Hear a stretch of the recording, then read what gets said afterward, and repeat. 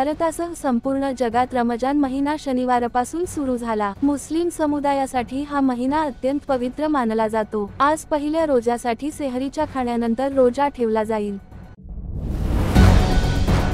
उत्तराखंडच्या चमोली जिल्ह्यातील माना क्षेत्रात झालेल्या भूस्खलनात 55 मजूर अडकल्यापैकी 47 मजुरांना सुरक्षित बाहेर काढण्यात आले आहे। 3 मजुरांची अवस्था गंभीर असून 5 मजुरांची शोध घेतली जात आहे। बचाव कार्यासाठी सेना आणि आयटीबीपीची मदत घेतली जात आहे। पंतप्रधान नरेंद्र मोदी शनिवारला गुजरातच्या जामनगरमधील अत्याधुनिक पशु बचाव केंद्र वंतारा भेट देणार आहेत। त्यानंतर ते सोमनाथ मंदिरातील ट्रस्टच्या बैठकीत भाग घेतील आणि जुनागढ येथील राष्ट्रीय वन्यजीव बोर्डच्या बैठकीला हजर राहतील।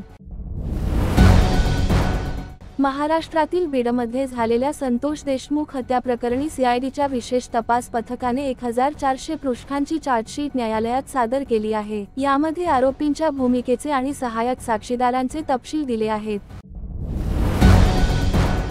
काँग्रेसचे नेते आणि लोकसभा विरोधी पक्षनेते राहुल गांधी शनिवारी अचानक दिल्लीच्या रेल्वे स्टेशनवर पोहोचले आणि कुलींच्या समस्यांबद्दल त्यांच्याशी संवाद साधला।